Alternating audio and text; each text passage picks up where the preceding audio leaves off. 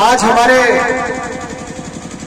इस खेजरौली के ऐतिहासिक स्थान पर हम सबके बीच में आज इस कार्यक्रम में पहुंचे, इस सभा में पहुंचे हमारे जयपुर ग्रामीण के कांग्रेस के लोकप्रिय उम्मीदवार भाई अनिल चोपड़ा जी, इस मंच पर उपस्थित चौमू नगर परिषद के सभापति बड़े भाई विष्णु सैनी जी, नल्ला जी गोठवाल साहब, पवन जी, राम साहब जी बाजा साहब, राजेंद्र जी पलसानिया, हरिनारायण जी गठाला, प्रवीण जी व्यास, सरदार जी बराला, प्रभु जी चौधरी, रघुवीर जी यादव, वृद्धिचंद जी यादव, परमानंद जी पलसानिया, महेंद्र जी चौधरी, पूनिया जी, हमारे मीणा जी भाई साहब जो ऐसी हमारे पीसीसी के सेक्रेटरी है, तमाम हमारे कांग्रेस के बनवारी जी, तमाम हमारे कांग्रेस के सभी वरिष्ठ नेतागण, पिता तुल्य बुजुर्गों, मेरी आवाज को सुन पा रही माताओं बहनों, नौजवान साथियों, प्यारे बच्चों, बहुत अच्छे शब्दों में, सुंदर शब्दों में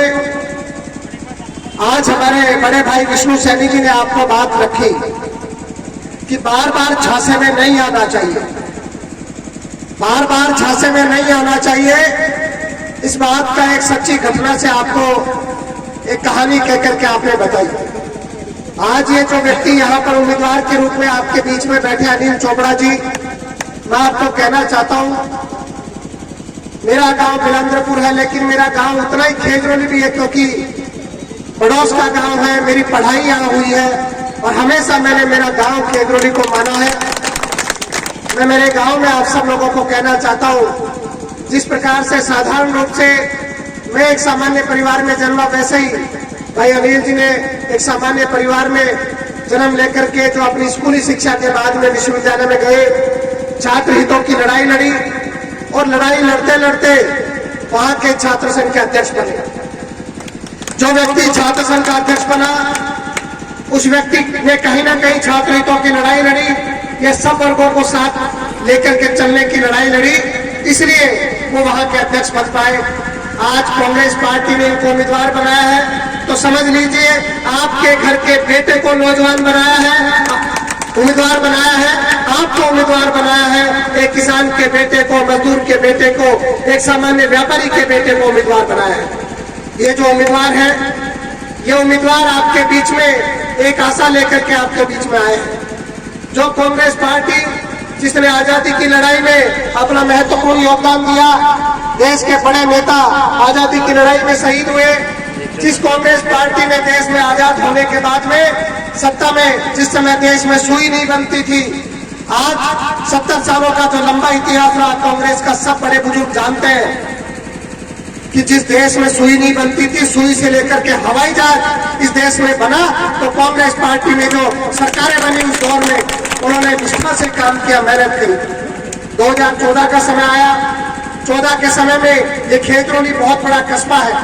मैं ये बात इसलिए कहना चाहता हूँ कि जब 2014 का लोकसभा का चुनाव आया तो देश में बहुत बड़ा आंदोलन चला।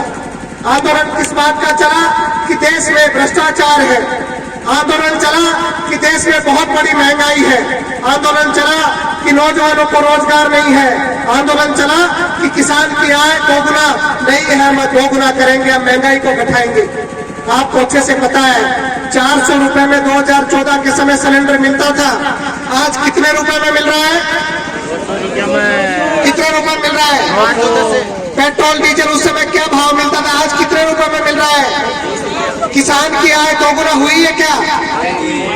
किसान वहां पर बैठा रहा, 1 साल तक दिल्ली में जाने के लिए, राजधानी में जाने के लिए, अपनी मांगे मनवाने के लिए, प्रधानमंत्री के पास जाने के लिए बैठा रहा, उसको जाने नहीं दिया गया। उसके रास्ते में कीले गाड़ करके उसको आंसू गैस के गोले छोड़ करके, गोलीबारी करके, बैरिकेडिंग करके उसको रोकने का काम किया। 700 किसानों ने जान दे दी। बाद में जब उत्तर प्रदेश का चुनाव आया और प्रधानमंत्री को समझ में आया कि देश का किसान झुकने वाला नहीं है, तो आकर के एक दिन अचानक कहते हैं मैं तीनों कानून वापस लेता हूं। जब काले कानूनों को वापस ले लिया, किसान की दृढ़ इच्छा शक्ति थी, आज किसान का बेटा आपके बीच में उम्मीदवार बनकर के आया है। हम लोगों को तय करना पड़ेगा कि देश में जब मणिपुर जैसी हिंसा हो रही है, महंगाई हो रही है, देश के नौजवान को रोजगार देने का वादा करते थे, रोजगार नहीं दिया। देश के लोगों को, नौजवानों को बेरोजगार करने का काम इन लोगों ने किया है। और जो भ्रष्ट नेता है, जिन पर करप्शन के कई चार्जेज है, कई प्रकार की जांचें उन पर चल रही है, उन पर जांच चलाने के नाम पर उनको भारतीय जनता पार्टी ज्वाइन करा करके उनको पाक साफ करार करके ये पार्टी दे रही है। आज ईमानदारी से आप लोग बताइए, 36 कौम के लोग बैठे हो, कांग्रेस के सब लोग बैठे हो, यहाँ आम जनता यहाँ पर बैठी है, आप बताइए देश के भ्रष्टाचारी नेताओं की सबसे सुरक्षित जगह कौन सी है? जोर से बोलो। तमाम वो नेता जो भ्रष्ट है वो बीजेपी में जाकर के उनको सर्टिफिकेट मिल जाता है। देश की सबसे बड़ी भ्रष्ट पार्टी अगर कोई है तो वो भारतीय जनता पार्टी है, जिसने साबित किया है देश के कई नेताओं पर तरह तरह की जांचें चला करके फिर अपनी पार्टी में उनको शामिल कर लिया और उनको कह दिया कि ये तो भाई पाक साफ है, क्लीन चिट दे दी, इन पर भ्रष्टाचार के कोई आरोप नहीं है। सुबह का अगर कोई भ्रष्टाचार की कोई किसी मामले को लेकर के ईडी सीबीआई का छापा पड़ता है, शाम को वो बीजेपी का दुपट्टा पहन लेता है और वो ईमानदार बन जाता है। देश में कैसा कानून चल रहा है? जब देश के सुप्रीम कोर्ट के हमारे मुख्य न्यायाधीश कहते हैं कि देश का लोकतंत्र वास्तव में खतरे में है, जो संस्थाएं जिनका काम देश को मजबूत बनाने में होना चाहिए, वो संस्थाएं कैसे काम में लग गई? आज चुनाव आयोग पर प्रश्न चिन्ह उठा है। जो चुनाव आयोग निष्पक्ष होना चाहिए था, जो ईवीएम निष्पक्ष होनी चाहिए थी, उस पर प्रश्न चिन्ह इसलिए उठे क्योंकि साम दाम दंड भेद करके केवल ये लोग सत्ता हथियाना चाहते हैं। मैं खेतरोली के तमाम 36 कौम के लोगों को कहना चाहता हूँ, ये किसी जाति बिरादरी का चुनाव नहीं है, ये चुनाव कोई अनिल चोपड़ा का चुनाव नहीं है, यह चुनाव केवल कोई मनीष यादव का चुनाव नहीं है, यह कांग्रेस पार्टी का केवल चुनाव नहीं है, ये सब लोगों का चुनाव है। लोकतंत्र बचाने का चुनाव है, इस देश के संविधान को बचाने का चुनाव है, इस देश के नौजवान को मजबूत करने का चुनाव है। जिस नौजवान को मजबूत करना चाहिए था, हमारे खेजड़ोली का स्टेडियम, 6 खंबा स्टेडियम देख लीजिए। आज से 5 साल पहले बच्चे वहां तैयारी करते थे, दौड़ भाग करते थे, सेना में जाने के लिए हमेशा दौड़ते रहते थे, एक्सरसाइज करते थे, व्यायाम करते रहते थे।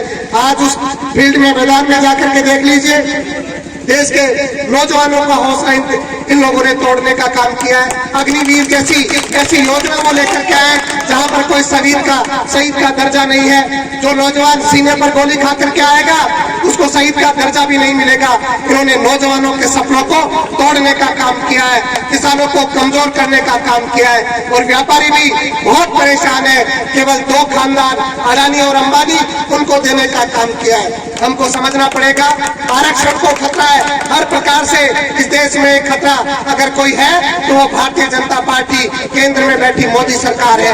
हम लोगों को संकल्प लेना पड़ेगा, तेरा मेरा छोड़ करके जाति बिरादरी।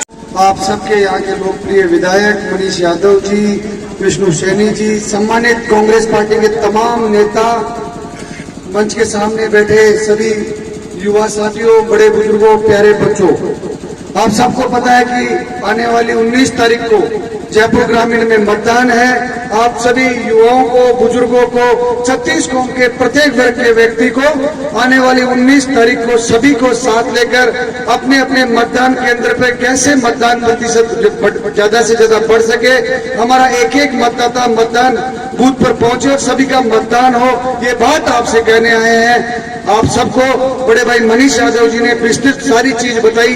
आज देश के अंदर जो हालात है, एक तरफ कांग्रेस पार्टी है जो हमेशा सबको साथ लेकर चलने का प्रयास करती है, सभी जाति धर्म के लोगों को, हर वर्ग के लोगों को एक साथ एक माला में पिरोने की बात करती है। वहीं दूसरी ओर भारतीय जनता पार्टी जो हमेशा जाति धर्म की राजनीति करती है, हमेशा भाई को भाई से लड़ाने की बात करती है।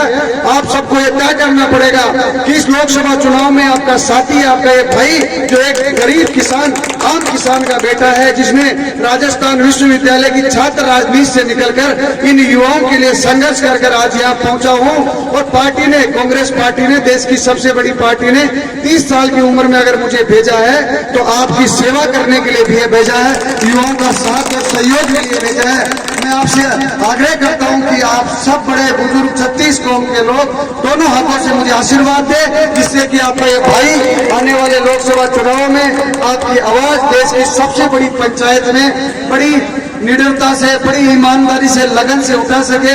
आप सबका जो